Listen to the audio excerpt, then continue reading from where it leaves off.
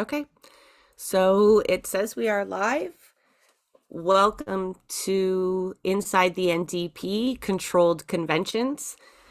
We have done a lot of podcast episodes about Inside the NDP, but this is the first time we've actually dove deep into conventions specifically.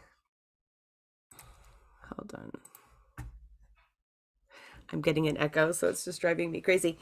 So, my name's Jessa McLean. I'm the host of Blueprints of Disruption, which is a podcast, a weekly podcast that features activists and organizers and generally examines power structures, even ones on the left like the NDP. Jay and Santiago, do you want to go and introduce yourself? Yeah, I'm Santiago Helo Quintero, and I'm the producer for Blueprints of Disruption. And I am Jay Woodruff, host of Burnout, which is a Rabble Rousers cooperative production. Thanks, guys. Things that have been brought up and we focused on before, and getting updated on them now because of the recent news that brought forward this live stream. And it's amazing how things have gotten worse within all iterations of the NDP. Yeah, and It's that's really almost like it's purposeful. that's really why we ended up jumping on and throwing this together kind of last minute, was because of the decision by the NDP.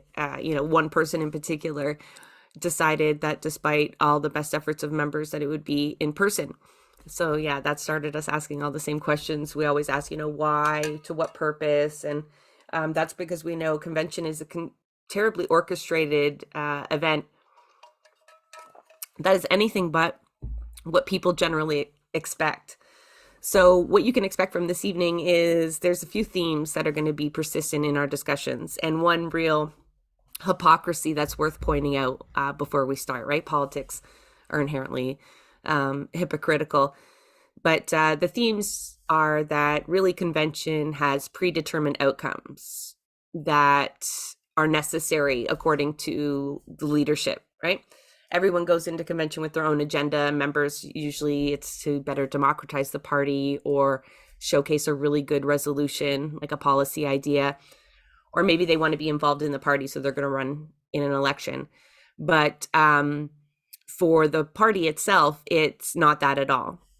It's a showcase. It's a time to raise money. It's a time to highlight very specific profiles, people, and policies, right? What they already want you to be talking about. And so as a result, they have fine-tuned their ability to control these spaces so that it is exactly what they expected and not what is like discourse, right?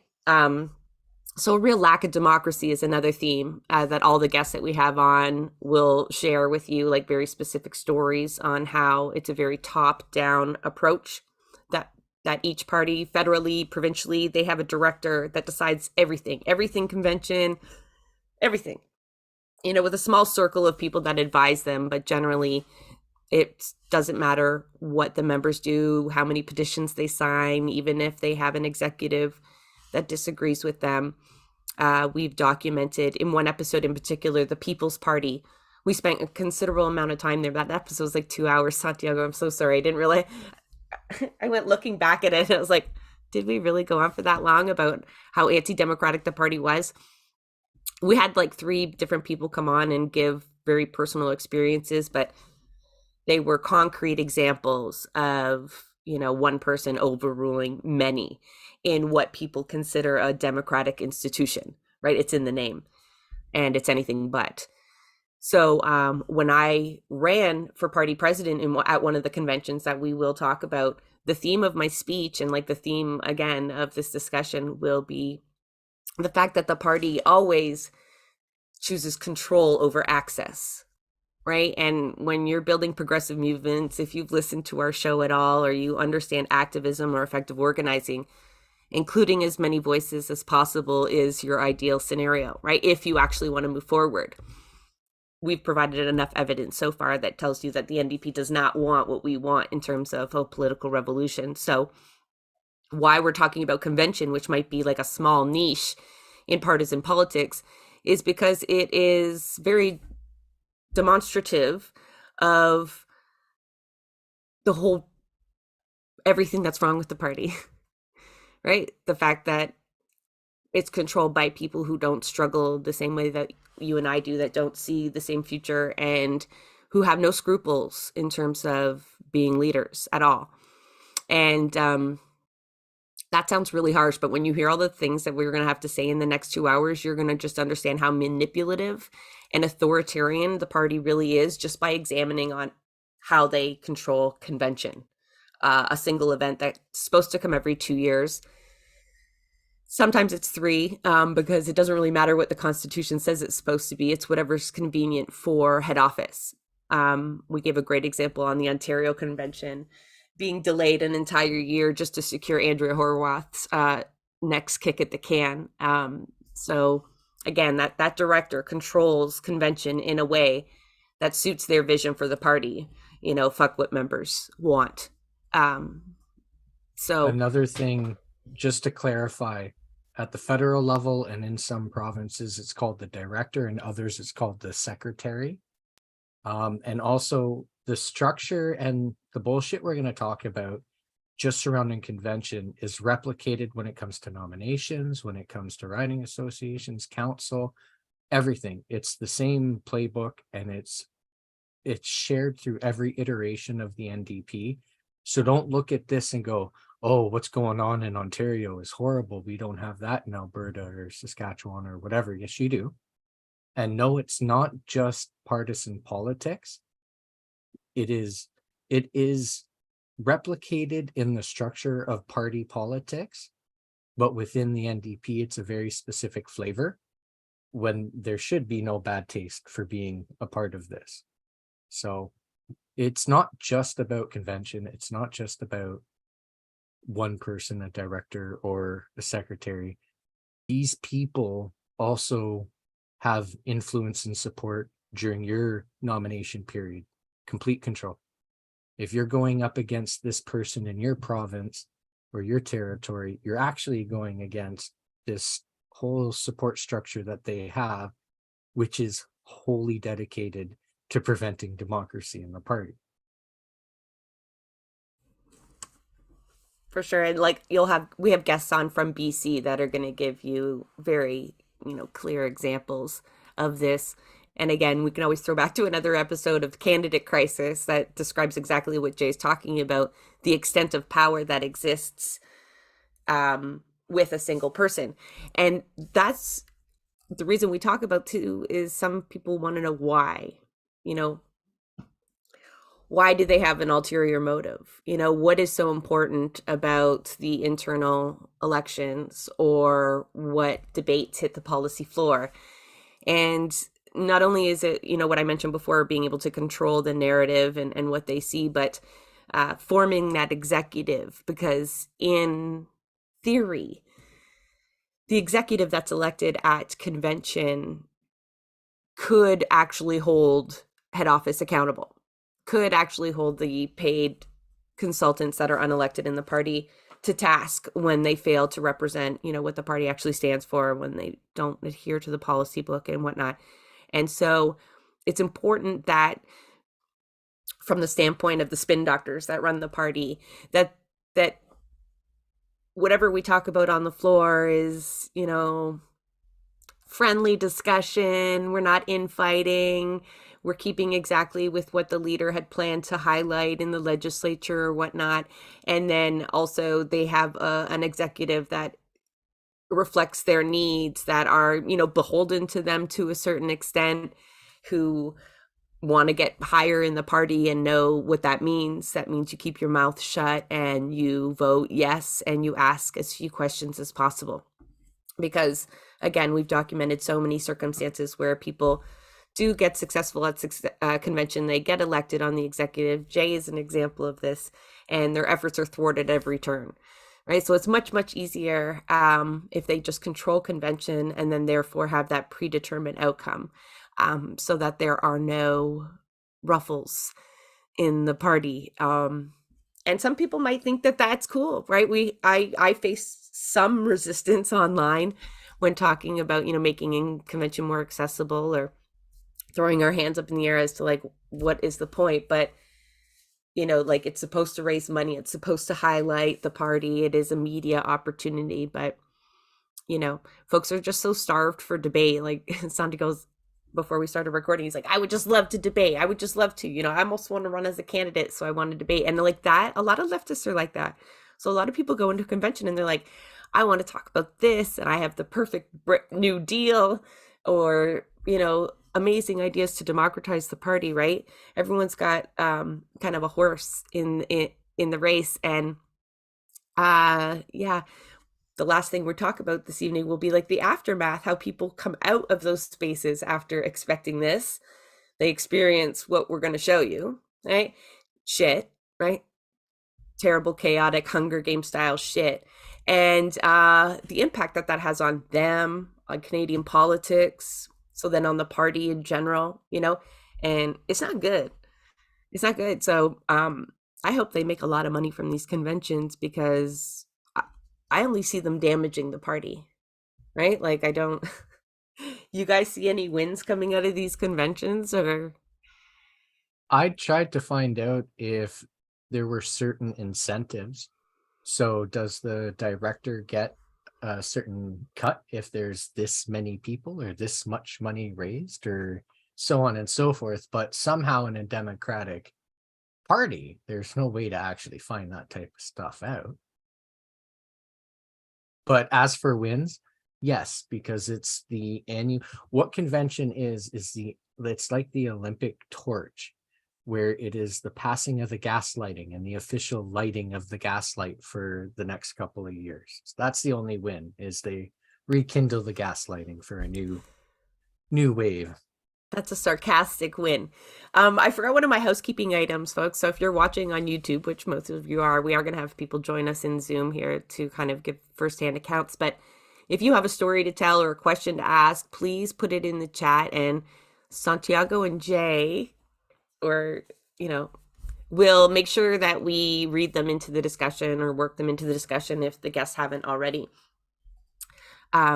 So yeah, also if you haven't shared the link and brag that you're on here, then you can do that now so we can help grow our audience. But yeah, so what to expect for this evening, we're going to have guests kind of come in and out, and we're going to walk through just why convention, like my notes literally, what does the party think it is? I've talked about that, they think it's an opportunity to just showcase.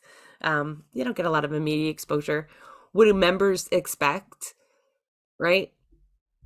I think, each one of us will talk about that a little bit, but generally we've covered that. Like we expect democracy, we expect fairness, equity, to be heard. Other things like in-person conventions is like to have a little bit of fun, a little schmoozing, networking, right? Those are legitimate reasons to go to convention because again, the party doesn't really connect us outside of convention either.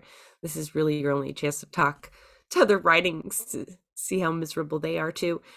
And then in reality, what is it? And it's shit. Like, I don't know, I probably end up say that word a lot and then why is it shit? One, it's hard to get there. So, Jay's going to take over that part of the discussion, especially when Christine logs on.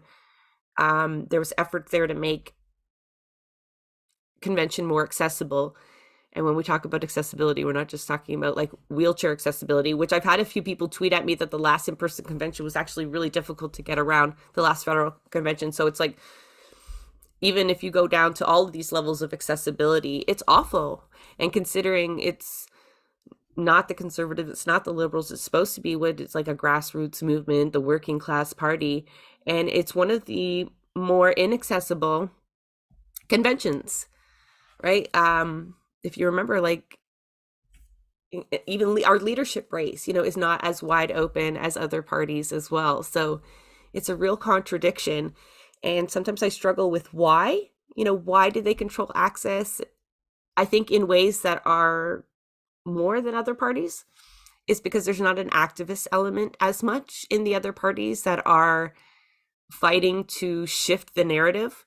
There's some elements within the conservatives that want to bring up some really awful policies and I'm sure they have their day at convention and whatnot, but liberals are generally complacent and happy to just settle for whatever discourse is provided. They're middle of the road policies anyway.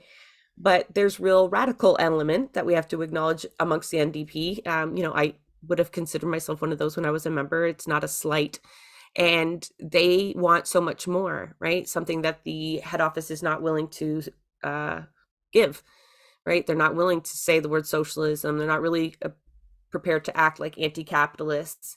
And there's a strong contingent within the NDP that are socialists, that want very specific policies that will push the Canadian narrative to the left. And so the NDP, in order to stay on their centrist track, need to suppress that element, right? Like in a way that other parties don't. So although you would expect something more broader, welcoming, progressive from the party, you get the opposite. And I think that's why it scars so bad, right? You have a lot of empaths, right? You're kind of, I know that word's a little bit overused, but like it takes a certain kind of individual to be an activist, right? To fight alongside people, to care about challenging the status quo. Those kinds of people don't want to go into the spaces where they're told they're a nuisance, where they're preached to, like the choir. That's one of my biggest pet peeves of almost all of these big meetings for the NDP is, you get these leaders up there and they're literally telling you to vote for them, like, and why you should vote for them over, Doug Ford, for example. And it's like, are you kidding? We just paid a couple $100s to be here. We're sold, like, let's talk about how we can actually change. I see this even from some Toronto candidates when they're addressing, I won't name anybody, but like when they're addressing people that have shown up to canvass for them and they're like talking about why we need housing. Like, those fucking people know why you need housing. They're spending their weekend knocking on doors for you. They tell them why they're important. Tell them how they're going to make a difference. Like, anyway, there's not a lot of inspiring stuff that goes on at these conventions. Jay, what's your pet peeve about convention? How it's all a fucking lie. So all of the things that I was told what convention is, it's this amazing time where you get to meet these amazing like-minded people fighting for change and so on and so on. And then you get there and it is the Hunger Games, where we could have been working together amazingly and been talking nonstop 2 weeks before convention, but at convention, no, fuck you. I need my thing. I need my chance. I need my favors or my supports or my, like, whatever. The toxic partisanship bubbles to a boiling point. So when I entered convention, I was expecting to have input either on the mic or through voting. I was looking forward to seeing some amazing people debate some amazing things. But no, it was just this Lace put in here, it's time for brass to grandstand. There was so much of the stuff you're talking about where the leader is sitting there campaigning to the members. It's a whole bunch of bullshit. And I thought that was when members, it is the members' opportunity to have their input in the party. But yet, no, it's sit down and if you carry favor, you can partake. And there is a question from Peter Zanetti. Is there a good model? Because we've talked about a lot of the bad things and we're going to be going in depth, but is there a good model as to how a policy convention should be run? This would include pre-convention policy, vetting procedures, transparency, etc. Because we talk about what they think, what the party thinks it is, what members think it is, and what it should be under the Constitution. But then there's, if you look at our event that we did, it was a virtual, what was it called? It was this virtual platform, like an 80s video game, where our convention was so accessible and in-depth and fun. So there are definitely ways to do it, and it shouldn't have to be every couple of years. policy should be a very active thing. But I'm going into answering Peter's question. Sorry, Santiago. No. I talked too long that you lost the question. Oh no, I didn't have a question there. Sorry. So for Peter's question, we'll work that into the entire episode too, right? Because like that's a long answer. So whenever we're critiquing what we're experiencing, let's be cognizant to add an alternative because we've worked on this, right? Like Jay, you're talking about making things more accessible. We're going to call Christine out of the waiting room in just a minute. She's going to talk about efforts to make it more accessible. Lowering costs, lowering the threshold. Before we call her in, though, I wanted to give people a quick rundown on right now what it takes to get to convention. You can't just be an NDP member and be like, hey, convention's coming up. Where do I sign up? No, it's definitely not that easy. You need to find your local riding association if they're active. Then you need to make sure you are notified when there is a general meeting, and they do not throw those very often. They do come fast and furious around convention time because there's certain things you have to get done, right? A riding association has to give certain notice for these meetings to happen. And then when you go to this meeting as an eager member who wants to participate in convention, you're going to have to convince your riding association to send you as one of their delegates. And if you're in a riding like mine, York Simcoe, where we are not, it's a conservative stronghold. We still have NDP members here that are, active, but we get 2 delegates. So chances are people who are already involved with the riding generally get those spots. Better ridings do open that up to newcomers. Hopefully they warn them what to expect, but it's limited. So let's say you finally do secure one of those delegate spots, right? You navigate through those processes. Unless you are unemployed or underemployed, it's going to cost you a few $100s. It was even a few $100s to participate virtually. Now the next federal convention is in Hamilton. So you would need to travel to Hamilton. You would need to find accommodations and take time off and attend convention. And then as a delegate, you would then try to get to the mic, in order to truly participate, or perhaps you're entering in the election. So there are already barriers in place to folks, mostly economical, so that who ends up shaping what comes out of convention, although we'll tell you it's contrived and predetermined anyway, even the people who have a shot at doing that generally are of a certain class already, right? People who have the free time, the money, and the political knowledge to navigate how to do that, right? You can't just wait until convention's really buzzing like a month before. You will not get a delegate spot. Those general meetings have already been called. That's tough on you. So let's call perhaps Jay or Santiago. Can you let Christina, we'll let her introduce herself, and she's going to talk about her efforts that were made to make this particular convention more accessible, right? We had a virtual one last time. People are used to in person, but there's really no need to exclude anyone at this point. So before you can bring them in, but before that, I want to catch up on a couple of comments. Oh, good. So sorry, Christine, you gotta wait. I'm assuming it's Seamuth. Sorry if I'm saying it wrong. I came to the NDP because of Jack Layton, for anyone who doesn't know, but have since become a hardcore socialist. I wish the NDP would get its act together and become socialist again. Lace is saying, I'd say an ongoing, and this is so unbelievable, how this simple fact has to be asked as a question. Anyway, so I'd say an ongoing virtual accessible convention with multiple times and dates to join and have your voice heard. A convention of the commons that is basically always happening, which makes sense, which is an incentive for members to continuously be active and take part.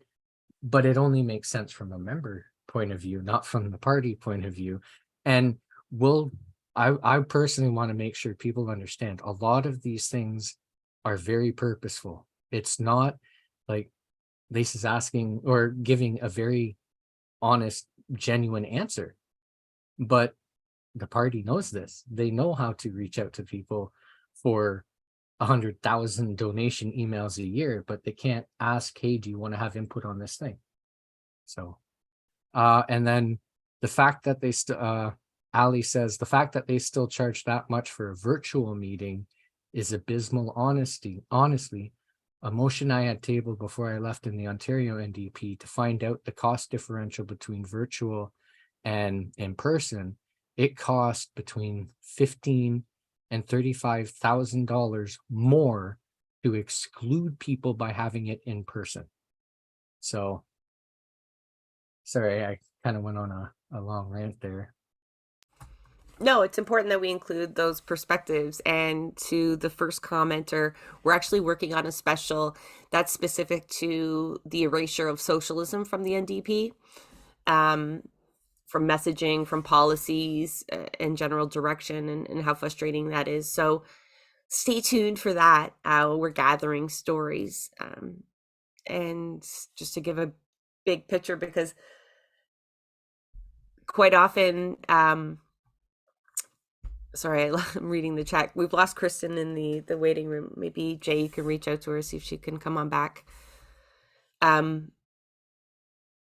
Yeah, a lot of people maybe in their first experience give the benefit of the doubt. You know, for example, at the last virtual convention, the chat is turned off. And this is now a common practice in council meetings. So, you know, we've all used Zoom at this point. We know how to work it, especially organizers, how to manage rooms and whatnot. And it's purposeful, right? When we're in our virtual spaces, those chats are cut off for the same reason. Writings aren't connected. It's so that we can't organize with one another effectively, right? So we can't be heard when we're not like at the mic.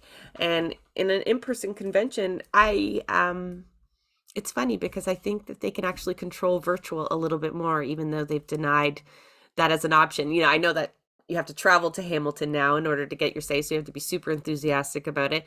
But, you know, those virtual conventions were something else where you were completely cut off from everybody else. You weren't on the floor. You couldn't see who's at the mic. You couldn't rally really behind anybody.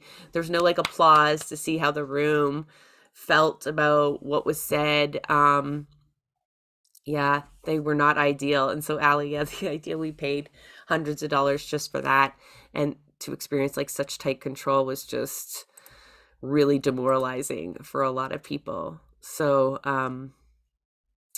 yeah, hopefully Kristen can come back on because Just walking home.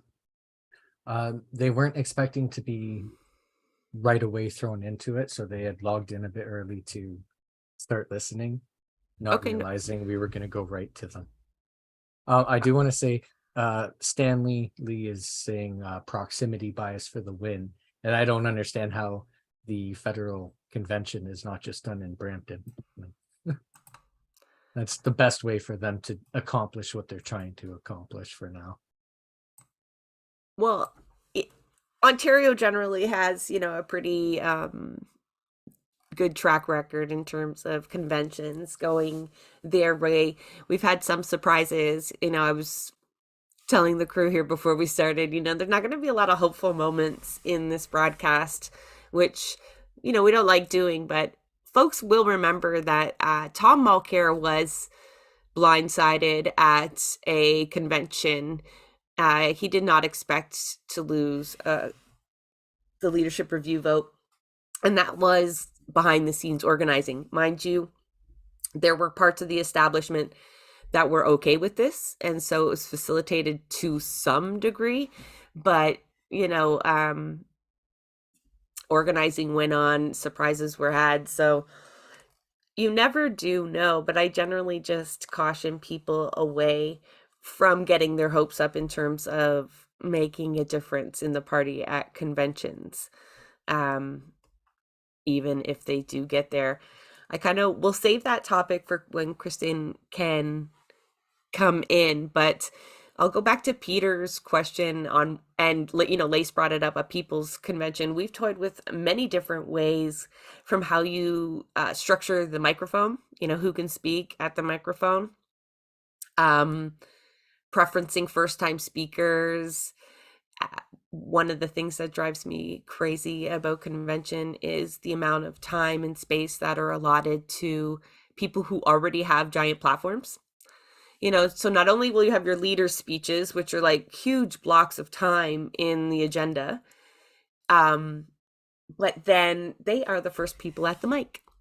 MPs, MPPs, union leaders are somehow virtually, like in person, I understand how they get to the mic first. There's a coalesce. Everyone's like, oh, look, Jamie West is here. Go ahead. You speak on, this. You're the critic. It makes sense. Like, people are starstruck a bit. They get that first shot at the mic. But virtually, it was so fucking obvious that they were manipulating behind the scenes when it was supposed to be first person who hit, con mic, pro mic would have been the first person in line in your Zoom room. And lo and behold, Charlie Angus is first on the mic. Fred Hahn is first on the mic. You name it. And so in this space where members have paid hundreds of dollars to show up, they are given the least amount of space. And a shout out to the Socialist Caucus, which I know drives everybody nuts at convention. We're not going to spend a lot of time on that. They have their tactics. They have been effective sometimes, but they face so much slack for their behavior at convention. But every single time, and it's supported by so many people, and then it's brought up in provincial council and over and over is extending the amount of debate time at convention. That's the first motion I quizzed. Who was it? Was it Jay? At Jay, I was like, you better pass this test, right? What is like the first motion that's always called at any NDP convention? And what is it? To extend the time. Yes, right. To amend the agenda. I put forth a motion to amend the agenda, and the chair is just like, no, like just no, we can't. It's not possible. We can't sacrifice our MPs or MLAs or MPPs or our leaders filibustering this member event for you to have input in this party. Come on, that's just ridiculous. It felt particularly ridiculous in the virtual space just because there's no real reason to limit the amount of time. Like, you can just keep going as long as it takes. In person, I understand, people have places to get to and whatnot, but it was just really obvious that they wanted to limit the amount of time as much as possible, and it was just the most frustrating experience possible. Yeah, go ahead, Jay. It pissed me off how blatantly obvious it was. And that's why that was the first time I really noticed hyper-partisanship and how fucking toxic partisanship is, where it's like, everyone can see this. Everyone can see this. The person who cuts it off, the conversation's going, because it was virtual, there was like 80,000 groups on Facebook, on Twitter, and here, where people are talking and reacting to things. And someone points out one of the bullshit things. Oh my, they're just wasting time. No, the filibustering MP who wants to spotlight on C-SPAN or whatever it is that plays it, they're the issue. And to the tune of, I think it was the provincial one, I had called for the orders of the day, which means we have to stop what's happening and get on to the agenda timeline. But it was Jagmeet who was speaking when I called for the orders of the day, and the panic and the pissed off reaction begging me not to do the motion. It's so obvious, and no one calls it. If you call it out, you get attacked by the people the awesome people who you're going to convention to or with to have an impact. Let's transition back to, because I see like Christine's now, she's listening in. When we're talking about like getting to convention being hard and generally inaccessible to a huge portion of the membership, right? We have to think of how many people put their hopes in the NDP to, lift them out of legislative poverty, to mandate a higher minimum wage, right? Like a lot of poor folks really count on the NDP, and convention is just not an option. And the way that the party is designed, there are really no other avenues for participation. So although again, it was such a tightly controlled space, it was unique the last federal election in that how many people could actually participate, especially federally. Like, imagine the travel that is involved with a country as large as ours, and the fact that it only happens once every blue moon, right? Once every 2-3 years. And to limit that is just so frustrating, because the technology is certainly there. First, we shouldn't have to wait 2 to 3 years. I say we, I'm not a member anymore, but people shouldn't have to wait this long to have policy discussions, right? Low budget town halls, virtual. This is so doable, and it's done by grassroots organizations across the country. And very few people have not adopted a hybrid version into their gatherings at this point, at least more progressively minded ones, right? Some folks gave us examples of hybrid conventions that they had just gone to and how they were a success, right? There was meaningful participation. So right now the NDP have ruled that it will be in person only with some virtual components, but they made it clear that to vote, to debate, and to take part in the elections, right, to be a candidate, means you will have to be there in person. There won't be any exceptions. And I imagine this is not sitting very well with members. Jay, can you play what Melissa Sam sent to us from Newfoundland and Labrador? Melissa has quite a lot of experience with the NDP, and they wanted to participate, but again, we threw this together last minute, so we were lucky enough that they sent us a statement that we could just air. And I would like, perhaps, if Christine can hear it, maybe react to what Melissa has to say here. I do want to say, for anyone who doesn't know and hasn't been to convention, just before we continue, convention is supposed to be the members' event, run by members for members to take part, but it's wholly controlled by anything but the members. But here is Melissa. It was extremely disappointing to see the decision made by the federal NDP executive to not facilitate a virtual option for the upcoming convention. Having the virtual option during the last federal convention was absolutely revolutionary. People who couldn't participate in the democratic processes of the party were able to engage for the first time for many members, creating an inclusive space for disabled, rural, and low-income people. It created a way to engage in the power structure of the party at a meaningful level for people who would otherwise not feel able or safe. We need a way for marginalized individuals to not just be included, but welcomed and prioritized. We need a way for everyone to have their voice heard in and by the new Democratic Party. We need an equitable way forward and a just system of governance. Without the opportunity for all members to engage, we are neither just nor equitable. This is not hard to do. I just attended my credit union's AGM online because we have 11 branches across roughly 1,500 kilometers. All it takes is a Zoom account. Polls are built in as our breakout room functions. It is easier than ever to plan and execute a virtual or hybrid event.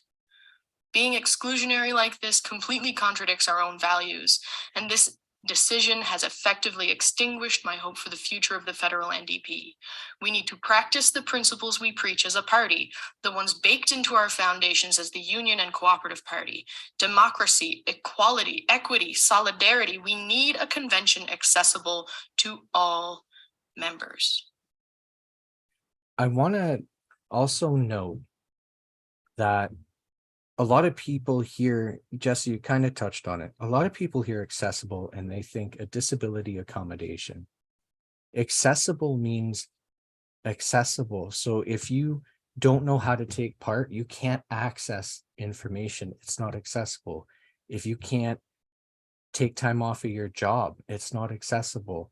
If you're in school, if you're a student member, you can't ditch school, you can't go for whatever reason, you are no longer welcome in the party, because the same accommodations they have afforded themselves, the government has afforded itself this accommodation to keep running.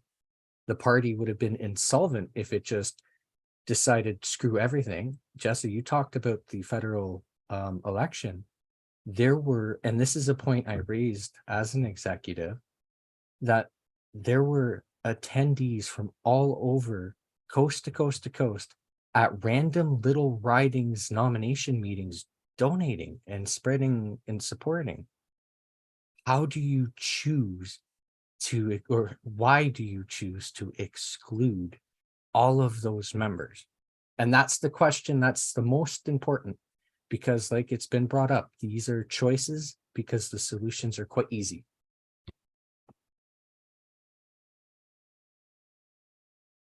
Christine is connecting. I'm here. Am I here? You're here. Okay. I thought I'd pop on. I think that's a good segue. It was really powerful to hear Melissa's message there. So do you want me to introduce myself, or has that been done? Or Please do. okay. So my name's Christine Wickner. I'm actually an elected member of federal council. So I'm elected to council as a BC women's rep, and that happened at the last virtual convention that Melissa was referencing. And yeah, I think it needs to be reiterated that that was a very exciting convention for a lot of folks, because people were able to participate. You know, as a mom with young kids, I don't know if I would have been able to make a trek to a convention like that. And I'm facing similar, obstacles when I think about having to get to Hamilton in October. And so I want to make it clear that I'm not speaking on behalf of the party at all. That's not the that's not my place to do. But I am speaking as somebody that, expected to represent women of British Columbia. And so when Jay started talking about, the need, and we started talking about this right away after convention, right, Jay? Like, you started talking about how, well, first of all, Jay started talking about how there were problems with the convention, right? As amazing as it was that so many people could access it, it was a bit messy for sure. The party definitely wasn't ready for that many people to be attending, and I think they weren't ready for that many grassroots members to attend, and I think we kind of scared them. 100%. And so Jay started working hard on, there were some accessibility issues. There was a committee formed afterwards about making sure that that didn't happen again, that we would have an accessible convention in the future. I don't know, Jay, you could speak better to what kind of ended up happening with that committee. But then at a certain point, I know you started trying to bring resolutions forward to council to get us to approve the virtual nature or to make it hybrid. And it just kind of got caught up in committee work and committee bureaucracy. So they made Jay's resolution come to us on the policy committee, which I sit on. And they sort of coordinated so that we referred that to federal council, who then referred it to this accessibility committee that isn't really very active. And people said that at federal council that, how is an accessibility committee that's not really meeting or active going to make this decision? And so then the next thing that we heard after that federal council meeting where we referred it to the accessibility committee, and there were so many concerns from so many people about that, the next thing we heard, and the national director had announced to the Ontario provincial council that it was not going to be hybrid, that it was going to be in person, and that there was going to be hybrid components. So there's a lot of us on federal council that are very concerned and confused about how this decision was made. Like, we were told that there was going to be one process followed, and then all of a sudden we heard from the grapevine that a decision had already been made. And we're left thinking, okay, like, constitutionally, we're supposed to be the deciding body. We're supposed to be making these decisions between conventions, and it's unfortunately another example of my experience with the NDP, where they keep elevating the levels of control to a smaller and smaller number of people. So whether it's in the BC NDP, where the provincial council is supposed to be the governing body between convention, and yet more and more powers are being given to the executive, this seems to have happened without even, we're still confused as to how this decision was made.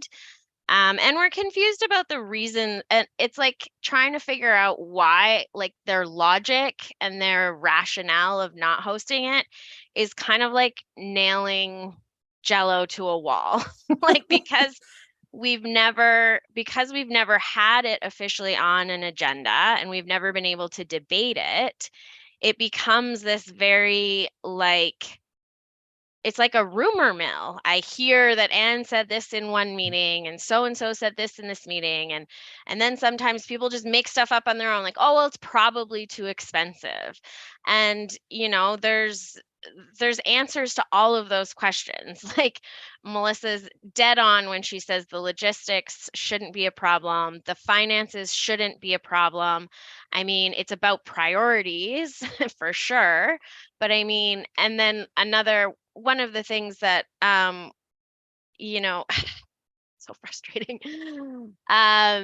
One of the things that was in the email to federal councils was like, this would have taken so much member consultation to decide on this. And it's like, yes, that's why we started talking about it 2 years ago. So we could have done that member consultation. And hi, I'm like the federal council member for BC, like for women in BC. Give me a list of the members. I'll call them. I'll do my job to represent women, but there's no mechanism for me to represent people. Well, And before you go yeah. too far from it, Mm-hmm. you were talking about how when I was a federal executive, I was pushing for motions to make us continue to have virtual participation. Mm-hmm. Then they deferred it to a policy committee that I was a member of, which was supposed to defer it to the accessibility committee, which I was a co-chair of, after having asked council to strike the accessibility committee. So Jay put forward a motion saying, let's keep doing the thing we're doing. And they said, no, take it to another committee. Well, I'm on that committee, and they can refer it to the other committee. Well, I co-chair that committee, so that you can then put it forward to the executive that I am currently putting it forward to, just to make sure people understand how ridiculous it is. So when the last meeting you had of the executive, can I ask, was it in person? I'm not on the executive, so I'm on council. Sorry, council. No. The last meeting that you had as a member of council, either council or one of the committees, was it in person? No. So they are still affording themselves the accommodation of virtual participation and accessibility for themselves, Mm-hmm. but not for members. Mm-hmm. So I think I will pass this over to Jessa, because Jessa wanted to talk to you a bit more about the BC NDP stuff. And then we can come back to after you get it all out, because sometimes we forget how much crap we've endured in a very short period of time. Once you get that chunk back out, then we'll come back to you and ask you about like your final thoughts on that. Not that we're kicking you out. It's just you've talked about the executive. We can Sure. go into. So can I just finish my thought on like Oh where yes, we're at sorry, now? Sorry. sorry. And so that was kind of my background information on, what my sort of experience so far with trying to petition for an it to be hybrid.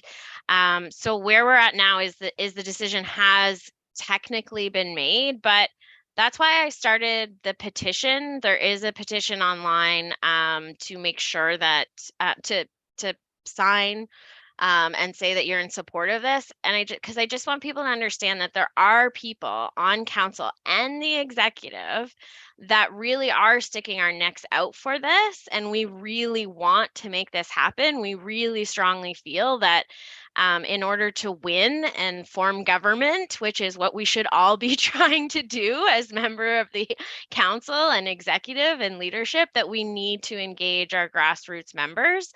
But we need folks to also we need to show them that we have that support. And that's where the petition comes in. So please make sure that if you haven't signed that yet, that you do. And because there's other things that I can do there as well. As soon as you sign the petition, I know what province you're in, the EDA that you're in. I can connect you to the folks that you should be lobbying to. So your federal council, regional representatives, if you're part of a caucus or something like that, I can connect you to them and make sure that they know how important this is to you and this issue is. Because I think that's what the party is not doing, is they're not teaching people how to use the mechanisms that are actually in place to make your elected officials work for you. They should be doing their jobs representing what you want for the party. So I don't know if you have access to that, Jay, and you can throw it in the chat or something like I that for shared it. folks. Yep. That would be great. Because I think, yeah, it's super important that, and regardless of whether we win on this issue, it is a grassroots issue and we need to start, sticking together on things like this, I think. So yeah, that's my pitch for the petition.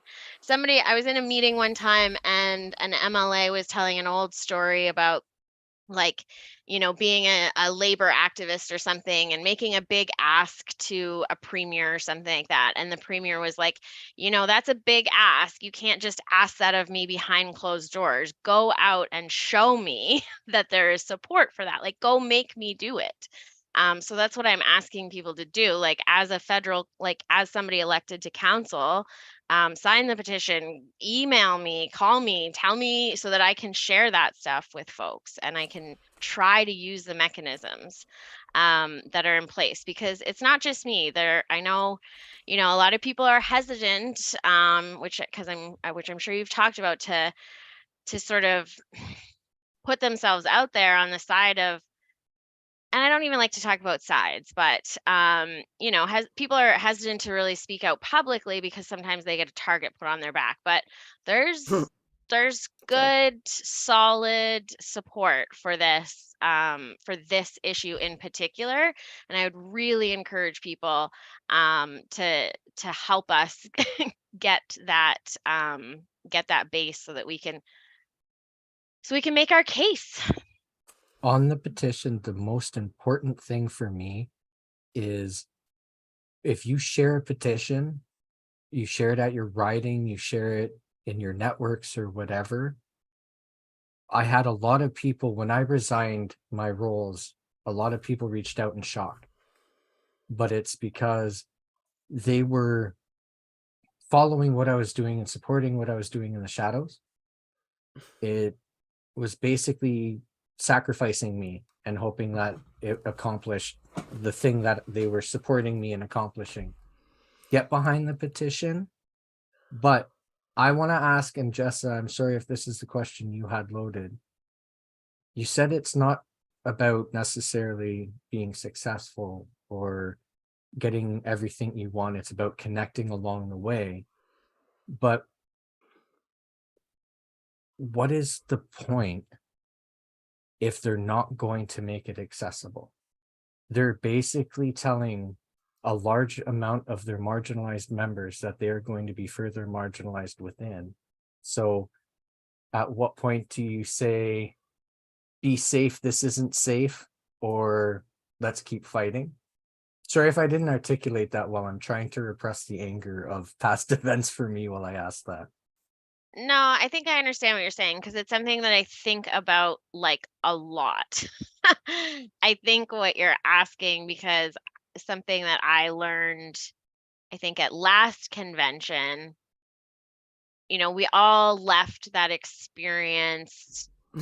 We all experienced the same thing, but you experience it differently depending on who you are, how long you've been in the party, what your aspirations within the party were, your yeah, who you are as a person, whether you were attending as a disabled person or you needed certain accommodations. And so what I learned is like you can't make people stay in an unsafe space. You can't ask people to stay in an unsafe space. So you have to give them the choice. And what I'm hoping with the petition, I think, is that they get the choice to opt into like a space that's sort of NDP adjacent, that they don't necessarily have to like let me go to the people that are unsafe with this, 300 so far people signed up, and let me be the person that takes the brunt of that because I'm already out there.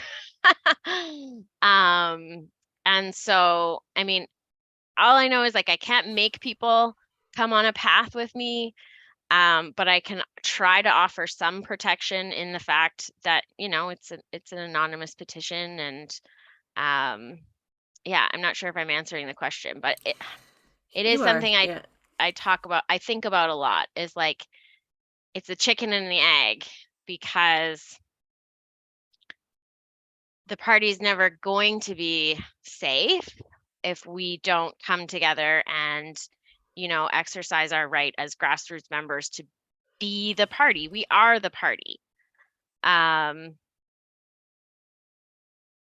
But where does that leave people along the way, I guess? Yeah, because I mean, Christine, you're throwing up some real big red flags for folks, right? When we're talking about the new Democratic Party, you said things like unsafe spaces, like you acknowledge the party is unsafe, and like you don't have to convince me of that. I understand exactly what you mean, and you also acknowledge that you feel like you're sticking your neck out, and you are, right? I know exactly what happens to people who are too loud in critiquing the party, and how uncomfortable other people feel getting behind even that shield that you're offering to be for people.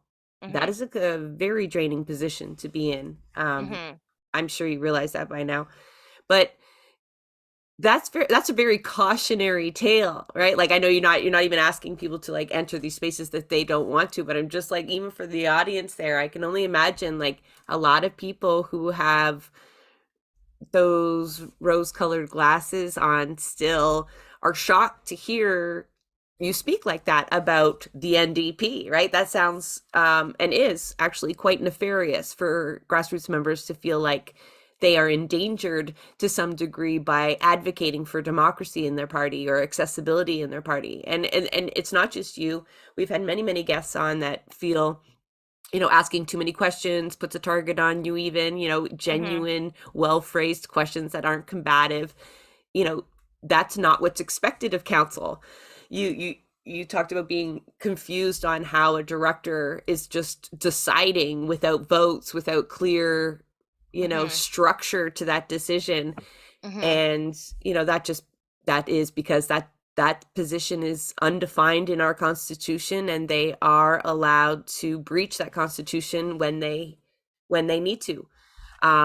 Many documented cases of provincial directors and Anne McGrath, the national director, just completely disregarding the Constitution, and saying so to the executive or to council. It doesn't matter if you like this or not. This is the way it's going to be. This isn't a vote.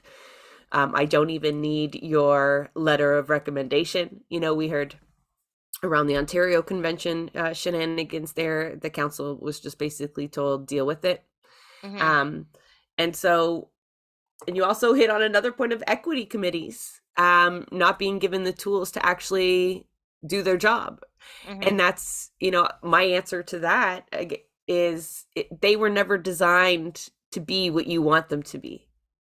Those are tokens, right? The women's Yeah. committee, the equity committee, those are to justify the party, to make it look like it's progressive, but in reality they were never, you know what I mean? Like there is no email list. Yeah, well, it's interesting you say that because I have had a different experience in different spaces. So the reason that I put my name forward to be the BC women's rep is because I had had an okay experience being on the Women and Gender Rights Committee um, on the BC NDP side. So we actually did meet and we put policy resolutions forward and we would liaise with the ministers and things like that. So and I've talked to like older New Democrats, people that have like a much longer history in the party than I do. And they report times where it was, committees were active and like conventions were not just theatrical performances like they would prefer them to be now, like the liberal conventions and things like that.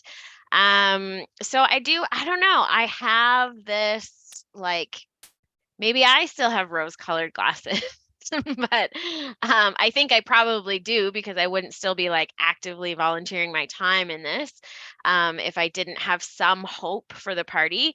Um, but I think, yeah, I think that I from those like kind of intergenerational tales that I hear, I feel like the systems are in place. It's supposed to work a certain way, and there is a lot of effort to make it seem like that's how it's working.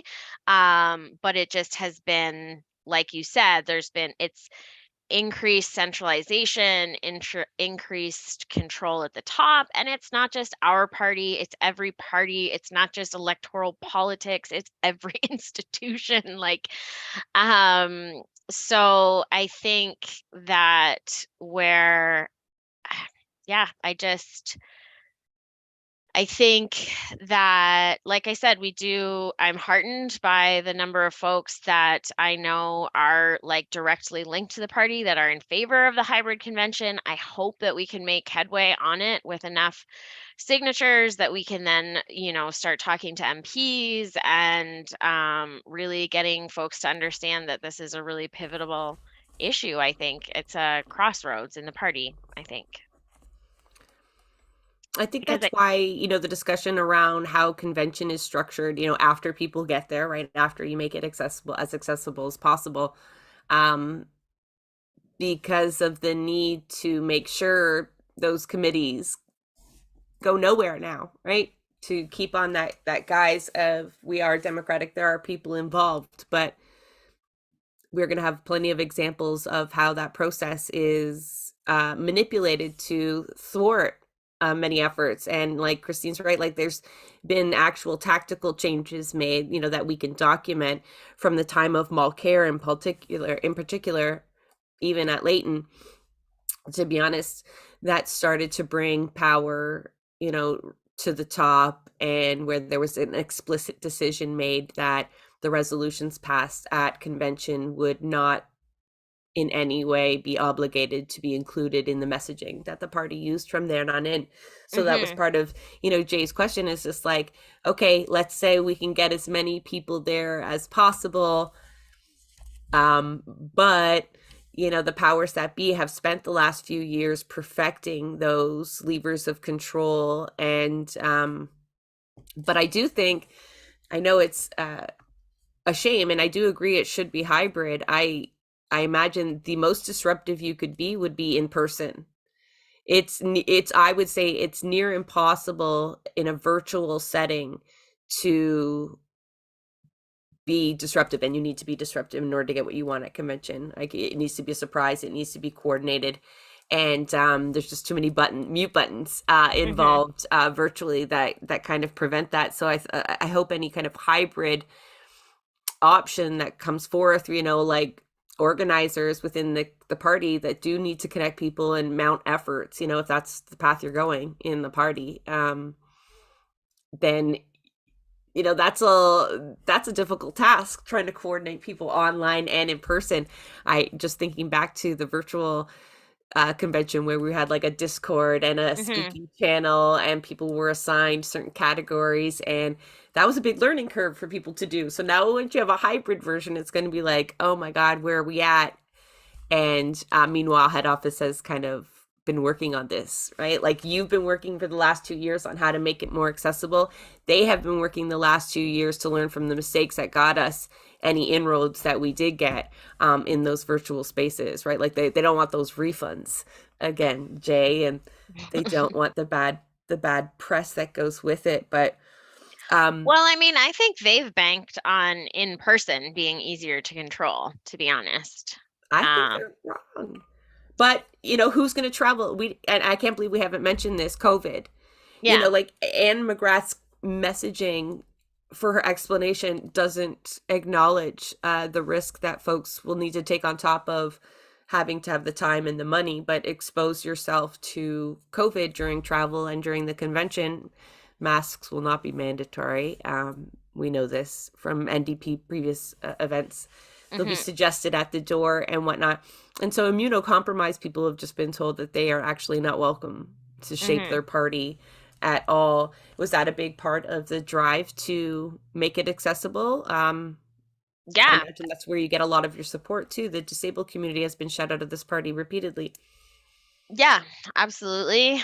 And the other one that we hear a lot is climate. Like, why are we all jumping on a fossil fuel aeroplane to do business that could be done from home and would be, you know, better for everyone and the planet? Um, so yeah, I mean, it's all of it. For us, it's just like a no-brainer decision. I do hear what you're saying, where some people, it's so interesting the different impressions that people have um convention, because I've heard the same thing, like, well, it's not like the virtual was that accessible because there was concern about whether people were speakers lists and things like that that could be rigged with technology. I do think sometimes we give the party a little too much credit in terms of like what they're actually thinking about manipulating and what is just like they were totally caught off guard. Um, but then yeah, it's interesting. I Uh, I want to point out something that didn't explicitly get said. So when I was co-chair of the Federal Disability Committee and Accessibility Committee and a member of the federal executive, when I was pushing for these things, it was two different committees telling the executive, this is something we need to do. mhm, Oh, well, you have to go ask every member, you have to jump through all these hoops. Equity committees having to ask permission from members who are not a part of that equity group is one of the most fucked up things that I have witnessed. And they do that on purpose because it's a weighted vote that way. And one of the things that we have to acknowledge as people who are political and have been involved in organizing, the pressure, the image of I'll donate, raise your hand now if you'll donate, or the pressure and the vibe and the energy of in person, the consultants that the party cares about and pays massive amounts of money to determine what actually happens don't want virtual, because the history of organizing pre-pandemic was there's pressure and there's the vibe, there's the group mentality. I'll donate right now if someone matches me and 100 hands go up. But there's many different reasons why these things happen. But at the end of the day, the party's equity statement says that they can't prevent people taking part in the party. Our constitution says that you cannot prevent people from taking part in the party. The disability committee was saying it. The accessibility was saying you can't make things inaccessible. The executive listened and determined, well, you got to go consult. It makes no sense. The bullshit in the Constitution, the equity statement, all that is front-facing PR. The equity committees are front-facing PR. So with all of those elements, I want to point out that Chris is hanging out in the waiting room. All of those elements, what's the best way for us talking about wanting to organize around a petition and get accessible convention? What is the best way for people to find your petition outside of this stream? We have a Facebook group called Project Convention Access NDP. And so that is a great place to join if you also want to like hang out with those of us that are sharing the petition and actively getting signatures. Yeah, I think that would be the best place, is the Facebook group Project Convention Access NDP. One thing I wanted to ask you, Christine, before we go to Chris, who's going to he's from BC, but is going to focus on the 2018 convention and the joys of trying to get a resolution passed that the party does not want to hit the floor. Mhm. But that brings me back to the last federal convention, and there was a petition that generated out of BC but was signed by members across the country in relation to John Horgan and his use of the RCMP on land offenders, Indigenous land offenders, right? A petition to censor him of sorts. And instead, Anne McGrath and those who plan the convention responded by giving him a keynote speaker spot. Right? A lot of us tuned out. We were too busy plotting for the next session of resolutions to listen to that nonsense. But what I get frustrated, I'll be honest, like, why do you think they're going to react any different to this petition? The way that they just spat on all those members that signed last time, right? Like, there was like no reaction from the party at all. Like, massive efforts to shame them into doing something to stand apart from the actions of the BC NDP in that moment. And instead they highlighted him. It was like a big fuck you to all those people who had openly been critical and had done what you said. Go out and make me do this, right? Go out and show that members did not appreciate this in droves. And there was no movement. In fact, it was almost spiteful, their reaction, in my opinion. Well, I mean, I think any time we're doing any type of organizing, I think, especially like on the left, especially progressive, like real progressives, I think we have to expect to lose. You just have to expect that that's what's going to happen. I think Anjali said it best, like the day after she was disqualified, and she just said power is doing what power was designed to do, but you always have to look at the next thing. So maybe we win on hybrid convention. If we do, that would be a huge signal of the grassroots. If we don't, like, what's our next thing? But we have to keep, I think the thing that I find frustrating, I think, in these politics, and I get it, because we're all like under the the terrible pressure of capitalism, is that, you know, people think, okay, I have this one thing and I'm gonna, you know, this is the thing that's going to make it happen. And it's never like one thing. I think any like big social change, and I'm new to activism, like honest to God, I think people always think that I'm more like, I know more than I do. I didn't come from student activism. I don't have a poli-sci degree. I just started volunteering on campaigns when I was like 25. So like but I'm trying to be a quick study. I like woke up one day as a mom and was like, holy shit, what did I do bringing children into this world? And so I'm trying to be a quick study, and it seems like there's always these like I would call them sprints in organizing. I would say what we did at convention last time, the virtual convention, it was fun. It was exciting. I had a good time. I got to meet a whole bunch of cool folks, but it was a sprint. We didn't really keep the marathon going. And I get why we didn't. People were disappointed. People were, Burned felt out. shut out, angry, burnt out. I get it. But I think maybe that's what we're missing is that like deep organizing. The deep organizing required to and to unite some fronts too. Like I was very specific about wanting this petition too, because it's not about policy. It's not about, to be honest, I'm really not a policy nerd, like at all. I kind of get headaches sometimes when we are like wordsmithing resolutions anytime I'm part of that.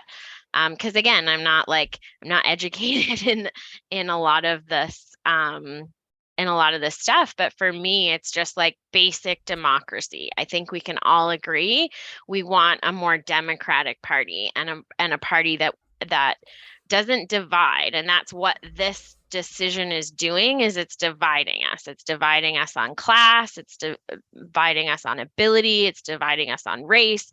It's dividing us on family situation. And so I think that's why I wanted to do the petition on something that is like fundamentally we can all agree that we all just want a voice, and we want a voice at, like you said, the most important member event that supposedly there is, whether that translates into what we want or not. But I don't think it's like, I don't think the petition is the be all and end all. Like I think that we spend too much time fighting on the left about what is the, like, we all have our different theories of change. And recently I saw this like meme. I think it's a Buddhist thing where it was like, the only wrong path up the mountain is the one you circle trying to figure out what the right path is. So I just think, like, for me, the petition and, trying to bring back some democracy into the party is my path. I know other people have their paths, and like I'll wave and support you and cheer you on as comrades from my path. I can't drag anybody along, but if people want to join me on that one with the democratization of the party, that is the only party that at least pretends to be a workers' party. I don't know. Pierre Poilievre is trying his best to trick people True. into he's a workers' party, but we've True. got two other panelists we're going to go to in the waiting room, so I'm going to let you go, and I will wave to you on your path. That is no longer mine, but Yes. certainly connecting the grassroots through petitions and deep organizing is the only way to go into convention and be effective in any way. The fact that they're siloed off, members are siloed off from one another, is a detriment. So any work that you do there is certainly beneficial because you're putting like-minded people together. Nothing terrible should come from that, at the very least, right? It's something to build on. So my frustration isn't with you. I know. But just, this seeing people kind of go at it and fearing that they'll be let down. But, like you said, it's not like all your eggs are in that basket. We know that it's not the only path for everyone, or even you, right? So thank you for coming on and being so candid and sharing your efforts. And we'll be sure to share the link to the petition through New Demo Chat as well. Thank you, Christine. So we're going to go to Chris. I'm going to let Chris in, let him connect. And while Chris is connecting and figuring where we are in the conversation, Chris is going to kind of take us back to 2018, like I talked about. There was a particular resolution that folks had already spent years trying to gain traction around, to get on floors, convention floors, to debate. This happens in every province. It's around Palestine and Israel. It's a contentious issue within the party for some reason. And although we discovered at the last federal convention that 80 some odd % of people actually supported that particular motion, so once it got to the floor, there was clear support for it. There was certainly a lot of efforts to prevent it. And I just want to give people a little bit of background on resolutions to give them an idea of what we're talking about. You know, just really high level. Convention is supposed to be a collection of ideas that come from the members, and we discuss, debate on them, and then vote. And then whatever vote passes, those great ideas then become NDP policy. The reality is the same barriers that exist for people getting into convention, the ideas face even more barriers. So they too have to get passed at a local level by a certain threshold with certain time limits and constraints and quorums that need to be met. They need to be structured and worded in a certain way to qualify and categorize correctly. Thousands of members across the country put forth their ideas. So in the end, you have hundreds of resolutions to go over, and the party designs debate time to be very limited. So in reality, out of the hundreds and hundreds of great ideas that are get put forth, you maybe discuss 4 or 5 in each category, 6 or 7 categories. So we don't get to a lot of policy talk. 4 to 5 if you're lucky. More like 2 to 3 maximum usually. It's like at the beginning it's slower, the certain sections, but the reality is, Santiago, like we get to exactly how many the party decides, right? Like I do see it happen behind the scenes and whatnot. So if nothing about this is accidental, if you've seen it happen.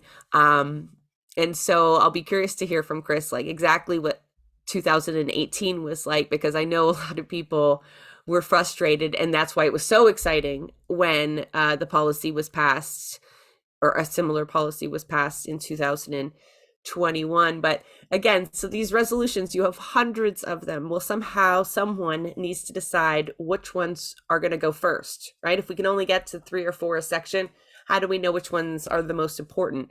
And up until the last convention, that was decided by like 5 or 6 people that had been handpicked essentially by the establishment to determine what was most important to all of the NDP members collectively. And usually it's the usual suspects that hit the top prioritization, issues that we are already all decided on. You know, so we will spend 20 minutes to unanimously declare that the NDP is in favor of public health care, even though that has been in our policy book since time immemorial, essentially, right? So that predetermined outcome that we said would be a theme of this discussion, the party wants to make sure certain items rise to the top. Well, you know, they've shifted prioritization a little bit so that it will be done democratically. We'll get into that a little bit later, because it's still not even. It's a process that has zero transparency. We know staffers are voting on that with instructions from HQ. We know that union delegates are voting on prioritization with instructions from their folks who do have delegate lists, something grassroots organizers advocating for, Free Palestine do not have. So what happens is whatever HQ and the cooperative unions decide will be the top items that we discuss. That's it, right? So for folks out there that are getting really excited that you have great ideas to put forth for convention, buckle up. You're going to hear what it's like to try to really get one passed. So Chris, you heard we were talking about convention shenanigans, I think is what you called it, or fuckery. Maybe I can't remember the term you used. Yeah, when you that's the messaged me term back. I used. Yeah. Fuckery. I know exactly what you mean, but I wasn't actually at the 2018. I've heard many stories though, right?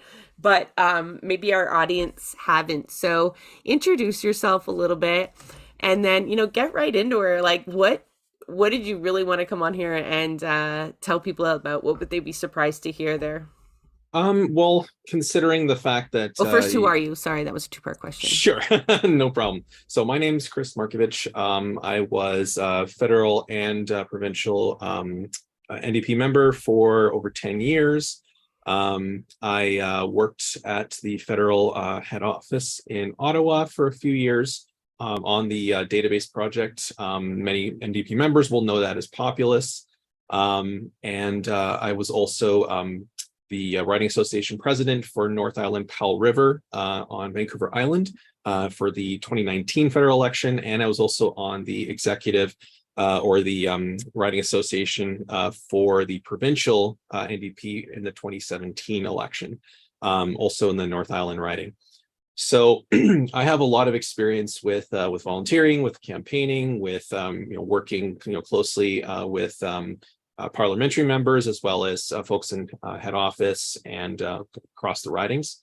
And in 2018, excuse me, the federal convention was held, and one of the many resolutions that actually made it to the policy floor for debate or was being voted on to be added to the policy book was a motion on Palestine, and included a call to oppose parliamentary efforts, quote unquote, to undermine nonviolent movements, i.e. BDS, to achieve just resolutions in Israel and Palestine. And that resolution basically wanted to expand on the existing Middle East policy. They wanted to use BDS movement language in the resolution. And it had the support of 28 electoral district associations, the federal counterparts to riding associations for the provincials, and a number of current and former MPs. But it was defeated by, I think, 11 votes at the end, because at the last minute, and I actually watched this happen, there was a huge wave and people were running to get inside, to throw in their vote at the last second before they tile the doors. That's what they do when they, close the doors before the vote is taken. So that included a bunch of staffers, a bunch of MPs, and you can tell which ones were which because, I've never seen people in suits run that fast. Just piling in at the last minute to cast their votes. Can't trust people in suits. Yeah, exactly. And the most notable ones were, of course, Alain Laverdiere, who was at the time the foreign affairs critic, Randall Garrison, who has been very vocal in his pro-Israel stance, and Murray Rankin from Victoria. They all went in there last minute and struck it down. Now, the other key notable thing, which actually, if you read an article from Ricochet Media, they go into a lot of detail into what happened that day, as well as a couple of other left-wing media organizations. Not only did they stack the deck in that way against the proponents of that resolution, but they also scheduled the vote at the exact same time that they were putting forward the free tuition resolution prioritization vote. So they made sure that they not only would win, but also that any attempt to fill the room would by supporters would also fail. So there was a lot of, as I mentioned, fuckery that went on that day, that morning. In fact, it was 8:45 on a Sunday morning when they did this. And the proponents of the resolution that I talked to the night before said that it was supposed to be voted on Saturday night, but at the last minute got shuffled to Sunday morning. So they did that on purpose as well.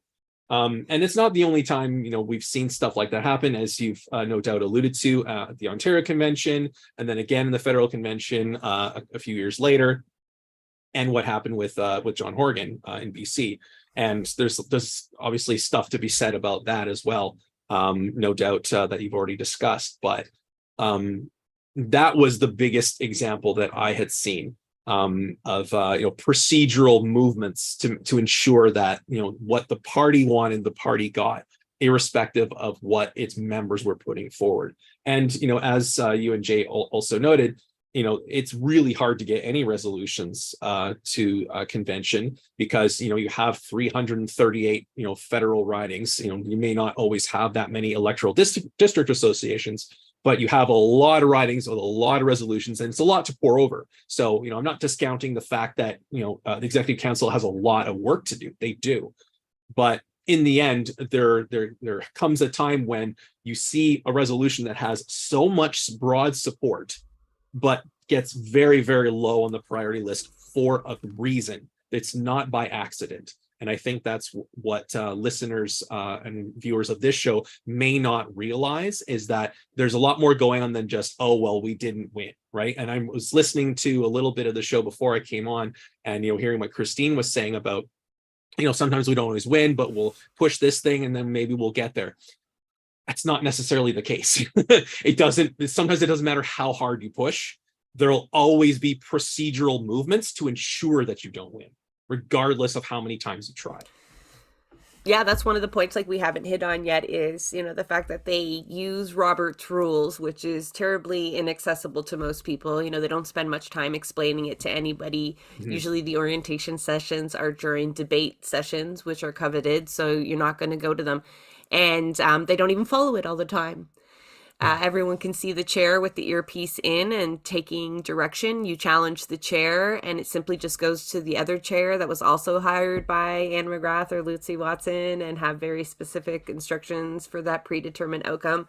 So it's like this vein of democracy. So it's interesting because I have done in-person conventions, but virtual is so much more fresh in mind, and I have forgotten about all the shenanigans that go on in person in terms of structural, right? And the reprioritization committee and fiasco there is another joke. You're right. Like the Palestine motion for the last Ontario convention was dead last, considering all the organizing that had gone on around it and the efforts that grassroots folks have to do to reach all these ridings and people to gain traction around an idea. And dead last. And then I sit in a meeting, the reprioritization vote, it turns into a big schmozzle. And Brian Topp just stands up there and just says, nope, that's it. That's what your appeal is. Your appeal is to the same people who told you that it was no priority to them whatsoever. You can make all the arguments you want. You can pack the room with supporters who are vocal about it. And in the end, a party insider just gaveled to the table. No. So I want to juxtaposition that to the successful Palestinian motion, as we call it, in 2021, that was much celebrated. It was really the only bright spot we came out of the last convention with, which since has not done anything to push the party in the right direction. However, it was a victory in that moment, but so hard fought. The filibuster. Y'all remember the filibuster? So, like, if we're talking about fuckery and trying to prevent debate, the Palestine motion, I believe, was number 2 in that particular category. Either way, it came right after a motion to deal with the crisis in India and the farmers in India. And the party had a filibuster ready. It was so horribly orchestrated as well. So a filibuster is when people talk for a particular purpose, like to prevent an outcome. We can't vote on something if we don't get to it, right? So the idea was to take this motion that related to India and stretch it as long as possible. Amendments were made, right? People had these beautifully crafted amendments. They had rebuttals to amendments and speeches drafted for the rebuttal to an amendment. And clearly the idea was they couldn't stretch it long enough, but they were going to allow the Palestine motion to hit the floor, but only enough time to have one pro, one con. They didn't want it to devolve into an actual debate on the issue, right? So again, it's just knowing the amount of control that comes from the director down, and none of this is by mistake. I disagree with Christine. None of this is because they were overwhelmed. It was carefully crafted and manipulated and orchestrated. And on top of all that, again, there's a need to remind folks that there's a large portion of union delegates that attend convention. That number was increased federally at the last convention, also under really suspicious circumstances, and like we have to talk about it. This particular motion that was put forth was rated number 1 in its section, even though nobody understood what that motion meant. And the reason it was prioritized number 1 is because we know that union delegates were sent emails telling them to prioritize that number 1.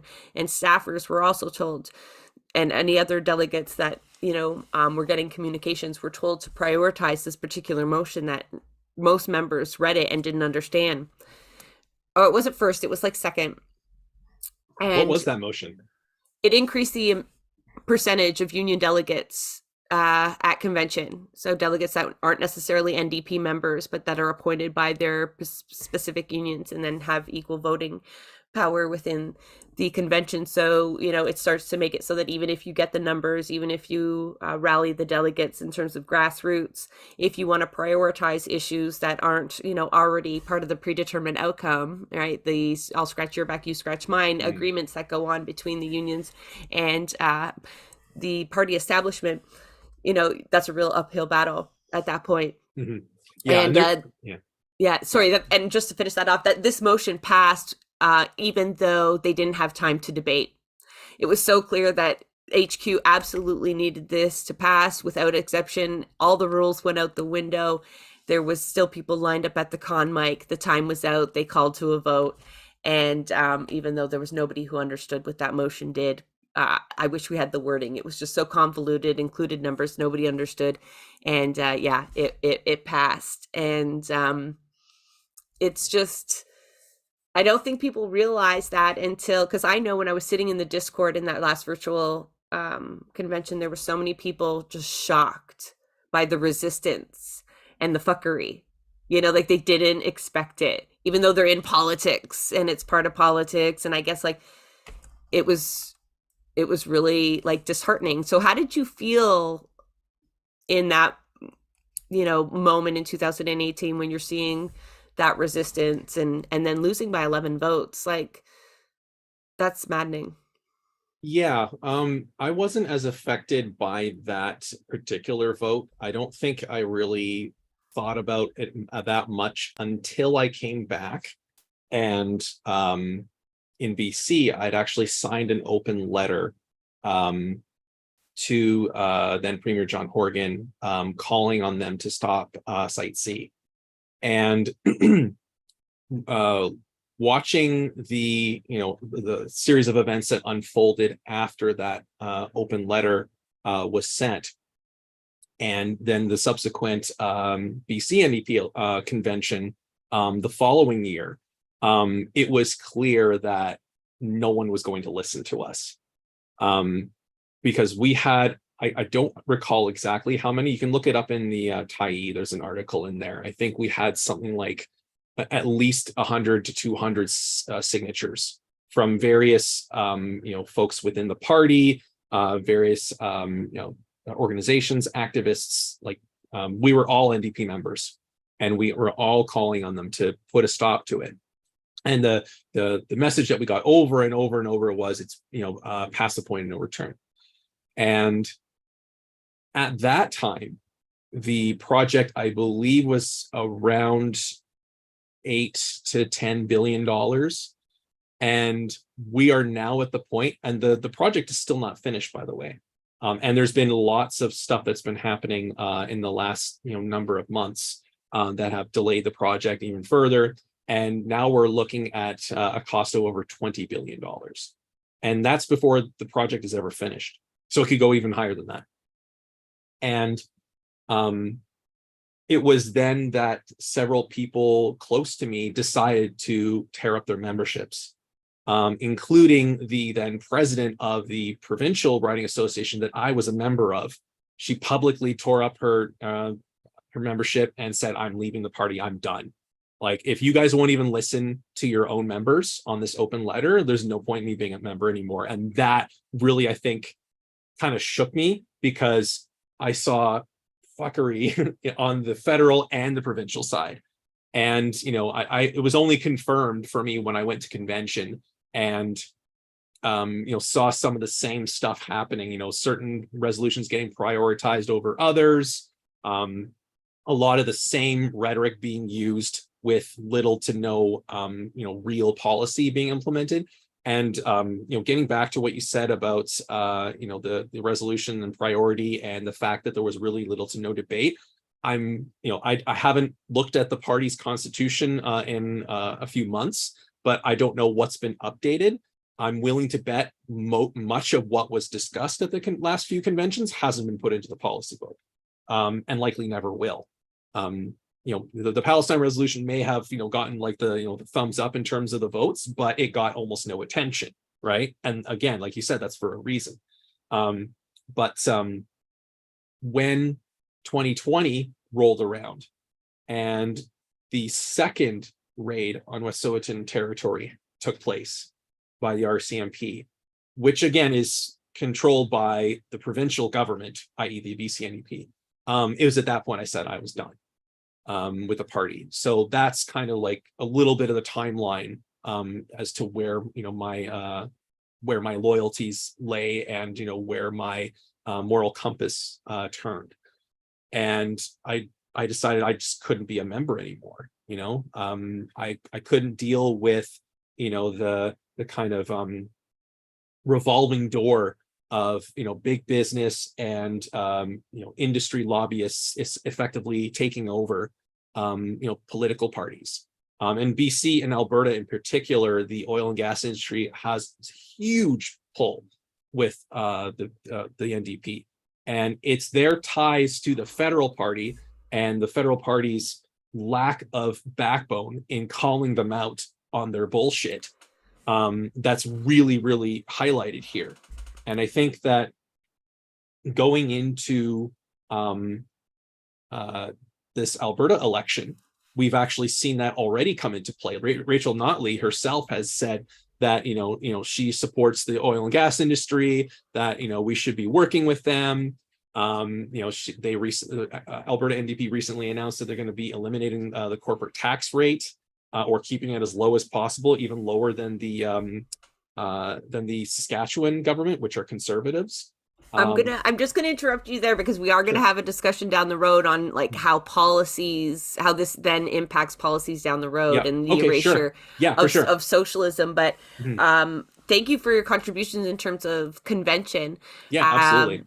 We just have 15 minutes left in the live stream, and I'm going to transition onto internal elections within the convention. So we're going to sign off with you, Chris. I really appreciate your input there, and we're definitely going to be in touch in terms of talking about NDP policy and how that's really let folks down. So awesome. Well, thank you for having me here. As you've noticed, I'm always willing to have a chat, and I will go at length if I need to. Awesome. Thanks, guys. Thank you.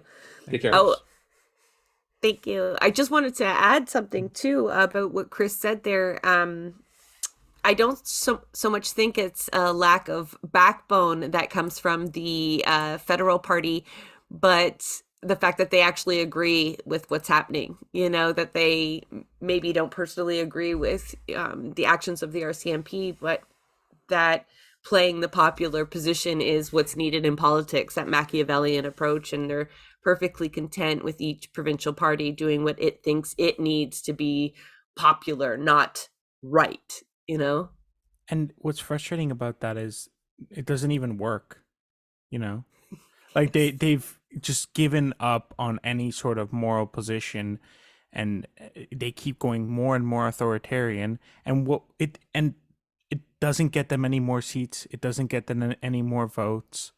Like all of these messes, like about all these questions about how do you plan a convention properly? How would you what would the ideal be? Well, the truth is the answer lies within the thousands of members. I think about like the last episode where you're talking about how, there's always people with creative solutions within a movement. And, the answers are there if you empower the people to bring those solutions. But instead, that holding on to control is costing them so much. It's not like it's not even justifiable on like if you abandon morals and you're like, okay, authoritarianism is needed for efficiency to actually no, it doesn't even work because they're not winning anything. So it's just sorry, it's just so frustrating, you know. Do they want to win, or is their system predicated on not winning? It's the question. Well, their salary is not dependent on either, these people making the decisions. But yeah, like we wanted to talk about the impact, and that is one of the impacts, Santiago, is they alienate the very people they require free labor from, right? This is the party that, is doing better in fundraising, but still lags behind the other parties. So come election time, it does require people to spend a lot of their free time. They need to be inspired. And when, just like in anything, you see this happen over and over again. Like you see Kevin Clark bursting into the Toronto mayor's debate because he was not given any avenue to speak, right? And so then he needs to be disruptive to be heard. And that is what happens with members, right? So the petitions are met with hostility, suspicion, and then ignored or worse, like a spiteful kind of Investigations. response. Yeah, investigations.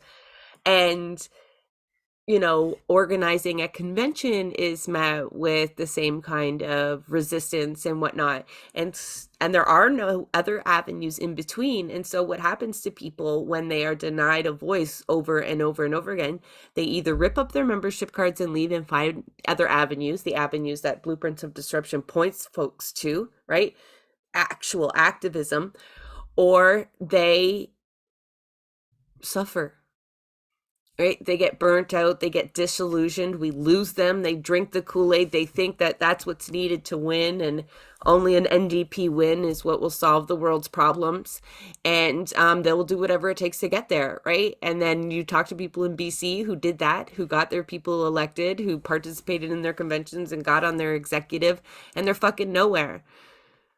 Right? Worse, right? So I don't know, Santiago, we talk about this a lot, where we truly believe that the only solution is to essentially burn it down. And we don't say that publicly very often, and we give space to people who do want to fight within the party, and I get that. But to be candid, you folks are wasting people's energy and giving them hope where there is none, to be honest. This episode was to point out to people that go to conventions, spend hundreds of dollars, get someone to watch your kids, travel, expose yourself to COVID. You will just end up burnt out, disappointed, maybe a few more contacts, but you could have made those in better spaces.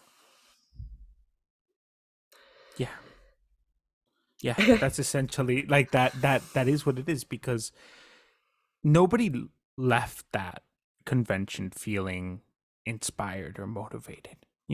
Like I remember the energy around, like the Discord chat and everything before and afterwards, and just how burnt out everyone was after. And you think of how much like we talk a lot about wasted energy on the left, and like just how much wasted energy goes into everything around convention, all of this energy into getting these resolutions created and then trying to get them passed. And even if they pass, it doesn't matter because they're not even going to put it in the policy book, or they're not ever going to talk about it again. And it's all like it just disappears into the void.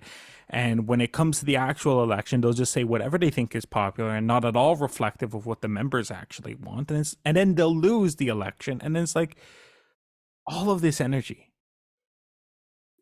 It just Wasted. Anywhere else would be more efficient, anywhere else.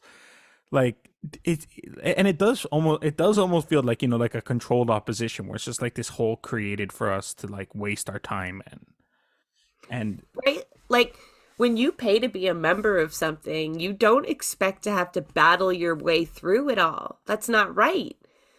That's not right. And I know it's the reality, but like you don't actually have to be in that space at all. Right? Like you don't have to be a convention to push an issue at all.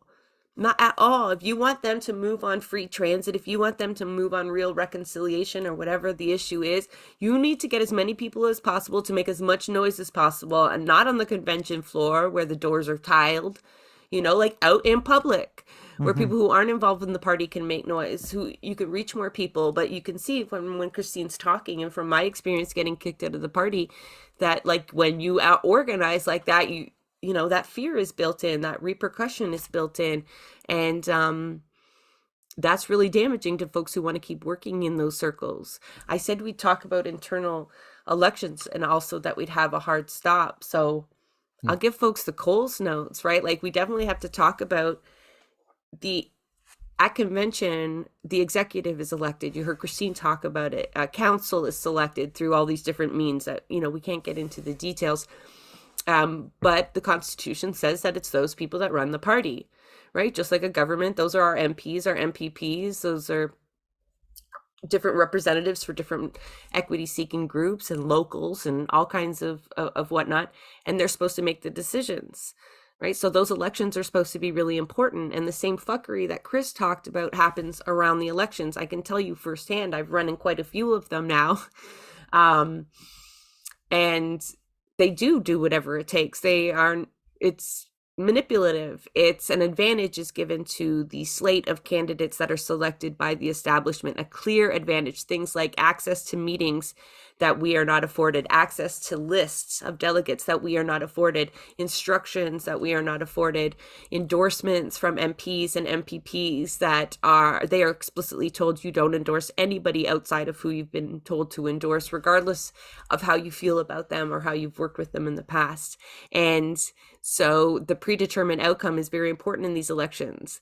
So much so that even an MPP took a spot on the council or on the executive in the last Ontario convention. You know, Sarah Singh got a spot, even though they already have a very influential position in the party, took it away from a member who paid hundreds of dollars to go to convention, launched a campaign from scratch. And meanwhile, an MPP just puts up their name lines, their friends behind them, and then again, gets a vote in the say. So it's ironic.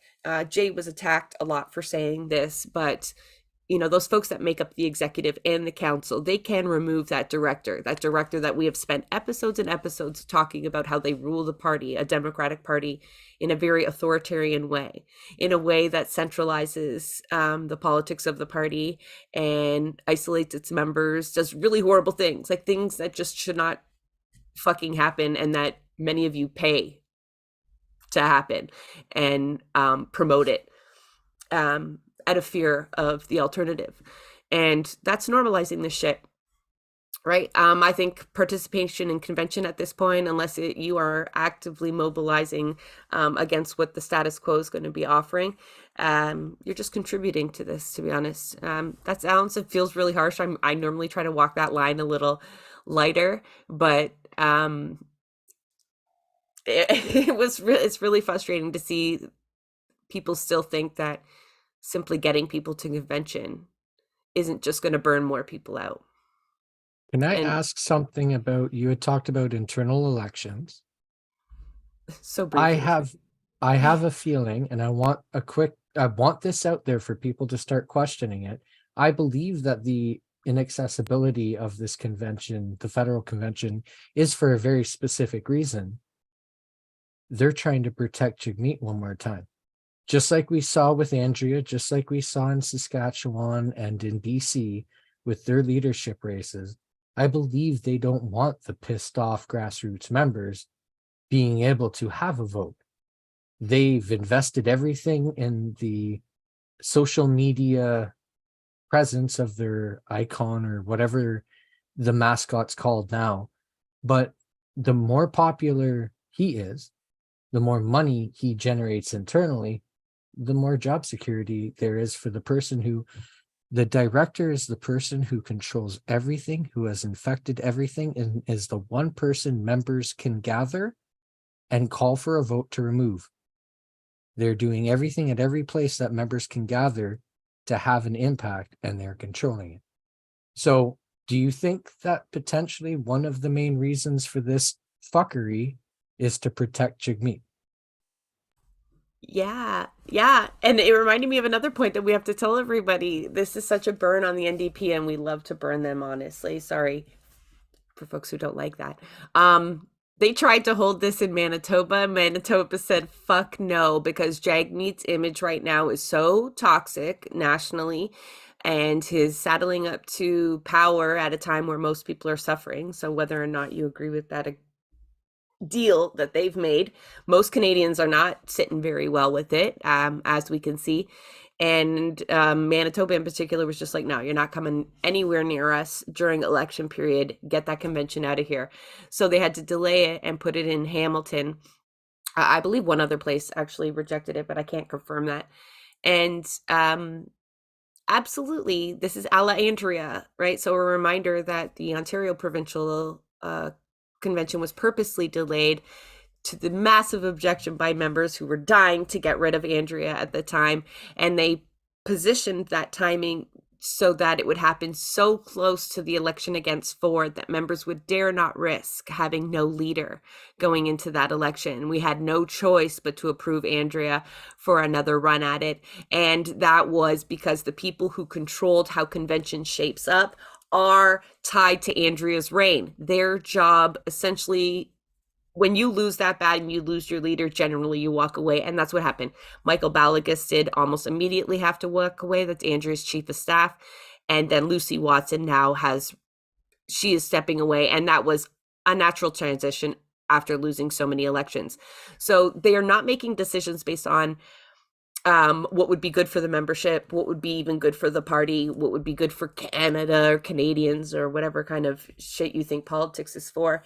They're doing it to protect their jobs, just like most other people that need to pay the bills and have almost no scruples or courage to do the right thing, regardless of what it costs them. They are just designing this for their jobs, right? And we all suffer as a result.